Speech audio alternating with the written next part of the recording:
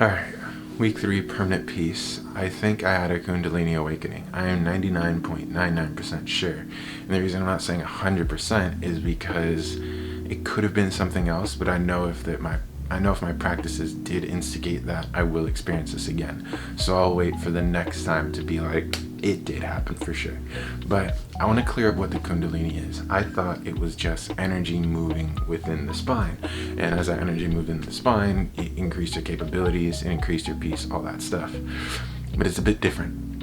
As it moves through the spine, you gain a tremendous amount of awareness because it stills your mind. And so your unconscious mind and your conscious mind unify. So essentially, you gain more consciousness. So you gain more awareness, which means you gain more consciousness. But as you have more consciousness and you're able to maintain that, you also have more energy. So Kundalini is awareness, but it's also consciousness, but it's also energy. But it's not just like mental, emotional, physical, like it's freaking everything. It's everything.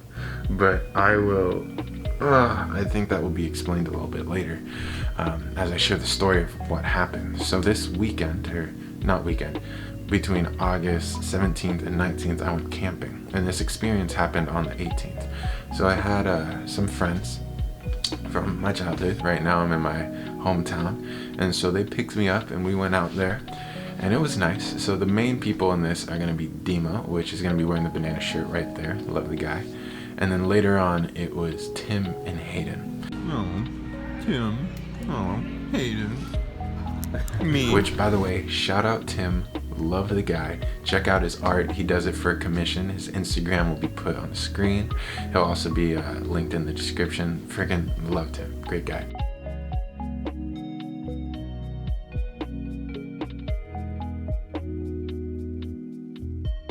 And then Hayden, which God bless her, freaking bless her.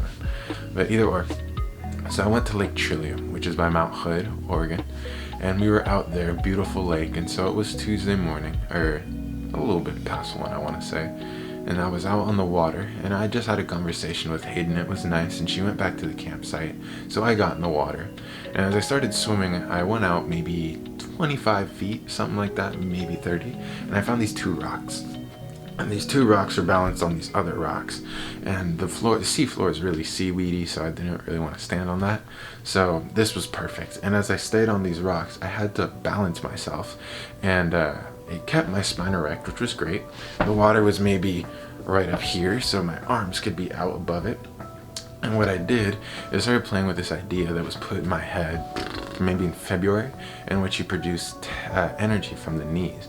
I had done these Tibetan Kundalini practices a while ago that spoke about energy centers within the knees. So this wasn't just something random to me. I felt like this had a little bit more backing to it. So I started to create tension with my knees by flexing them and then carrying that tension up and then performing some of the locks that I do for my Kundalini breathing technique, which I'll release at the end of the course being completed. So I started to create a lot of tension within my knees and carrying it up to my spine, or just my upper torso area, and holding it. And I started to shake. I was literally going like every single time. And my awareness of my spine became much stronger. And over time, I started to meditate instead of just focusing on building energy up. And I started getting tremendously deep. And every time I'd get tremendously deep, I'd become aware of something. And it felt like it was something else protruding on what was going on. And then I'd laugh because it was just me. And it was so obvious that it was just me. It wasn't this other entity. And I'd never had a clarity like that in an experience. And so then again, I'd go and I would feel something else protruding and I'd become very defensive. And I'd realize it was just me, and I'd break out into laughter. And every time it just kept getting deeper and deeper. And after a point, I realized that I stopped being aware of my body. I stopped being aware that I was in water. I stopped being aware of the people. I stopped being aware of the sounds I was taking in. It's not like they went away. It was just background noise. And I was so focused on this state of being that I'd gone into that I wasn't even aware of my body's movements anymore. It was it's like when you get into a flow state and you give up controlling your body, and you just kind of control not control, you just focus and maintain that energy that is your state of being, that level of consciousness. And it's almost like you just naturally move. You know what to do and you don't second guess it. That's what I was doing. But I was so aware and so focused on this energy, this state of being that I was going into, that I completely lost sense of my body. Its physical uncomfortabilities, none of that, and none of it bothered me.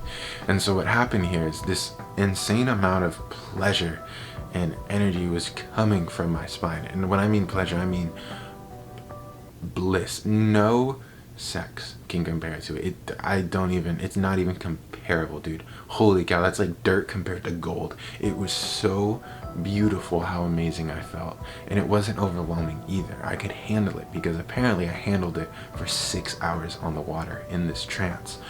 When I came to, after the first time of being in this energy, my body was performing mudras, which are locks that your body performs. Certain things like this, that is a lock that you do. It's an energy seal, but so is that. And my eyes were rolled into my head like the whole time. The whole time I wasn't breathing for, I'd say, like 90% of the time to 95% of the time that I become aware of my body, I wasn't breathing. And the times that I were, extremely subtle, which again just kind of makes me believe that I was surviving off the energy that my spine was producing, which was again freaking tremendous. And I was performing mudras and moving my body around and just doing all these things, these transitions so elegantly. Everything would flow. It's like I was moving my body as it should. Every movement went into the next, and all the mudras I was performing at that moment, I knew what they did. I could perform them perfectly, and my fingers were moving with such elegant flow that I can't recreate, because it's not something you can recreate. It truly has to be from that state of being. It was art. It was like a meditative art. And I'd heard of this before from yogis who say that when the spontaneous moments of the Kundalini occur, the person goes into a trance and they understand all these mudras and they perform them, well, the body performs the mudras perfectly without ever needing to know or study them. And that is what was going on to me. And as I was experiencing this, every now and then I would think like, oh my God, like, is this what the Buddha, is this what Jesus, is this what they all spoke about and talked about? Because it wasn't sloppy awareness. No, it's just very, very precise what I was doing. I understood. I was carrying my consciousness to very special points within the body and just outside. That was another thing. There was no separation. When my eyes were closed, everything was me. My awareness was huge. There was no thought. It was just pure consciousness. And the universe was my body. The world was my body. Those people were me. The animals were me. The plants were me. When I would come back here, it was like I was just experiencing myself just differently. And it was awesome. It was great. But after a time, I started to get very scared because I realized I was the only thing in the universe. Everything was me. And what hurt and scared me the most was the losing the idea of my parents. Because when I thought of my mom, when I thought of my dad, those ideas faded and I just saw consciousness. I just saw me. It was just different aspects of me, different expressions of me. And it was scary, but when I did calm down, I came to a conclusion of, well, okay, everything's just me, everything, and I love myself, so I know I'm going to be taken care of by myself. And it was nice. I eventually kind of concluded with myself that I was going to explore myself and love myself, and I could see myself in everyone, as well as see their own identification with their ego as well. So it's a little bit weird to explain it. Basically, I saw God in everyone. I saw myself in everyone. I loved it.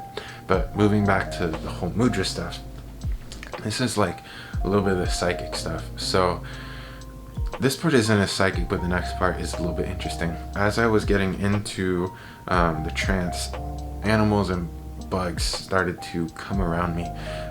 There was a point in time where a dragonfly like this big flew like right next to my head and just made this sound like zzz, and I'd never heard it before, but immediately my body produced it back, and it tensed I tensed my shoulders, tensed my my middle back muscles, and it helped me produce like almost the exact same sound back to it. And it flew away for a little bit, then it came back and landed on my head, and then it had its partner come and also land within my head. And I was totally down with it. I wasn't even scared at all. I was like, okay, this is cool.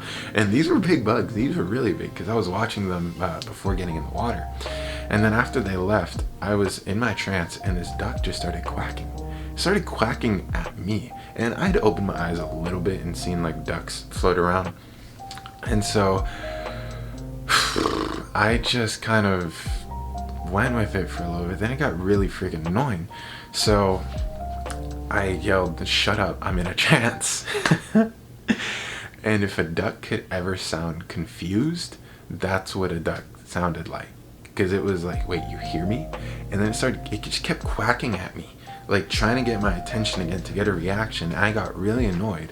So what I did was I performed this mudra, which was something like this, I want to say it was. It was like that. And I went like, well, my fingers are a little bit down like that, but I was pointing at it. And what ended up happening was the duck started to move its head like something like that, like as if it was bugged by something inside its head, like it was trying to get something out of its mental out.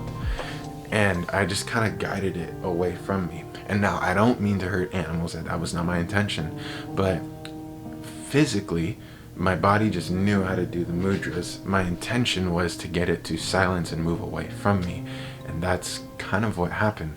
And as I was playing with other pressure points, I remember at one point I pressed, it was this pressure point like right here in between my shoulder and what you call it, my collarbone, and the wind was just picking up as I was pressing on it. Then when I released, it would let go. And other movements too, it would move the air. And I don't know how much of it was just coincidence of the movement in the water and all that stuff, but I'm just giving my own experience here.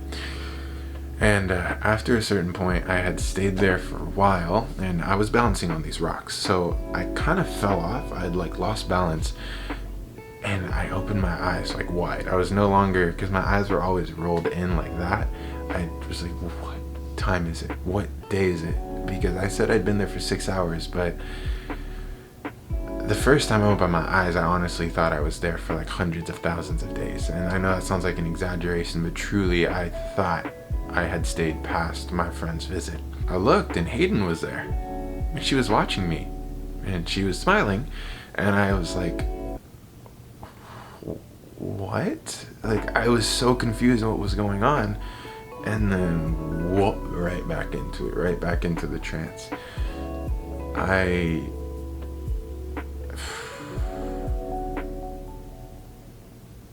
Dude. Oh my god.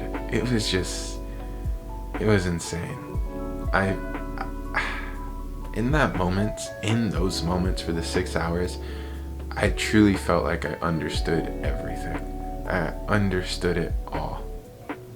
I understood the universe because I became the universe. All of the blockages just went away, and it was truly incredible. It was the most powerful spiritual experience I've ever had. It blows every other astral projection experience I've ever had out of the water.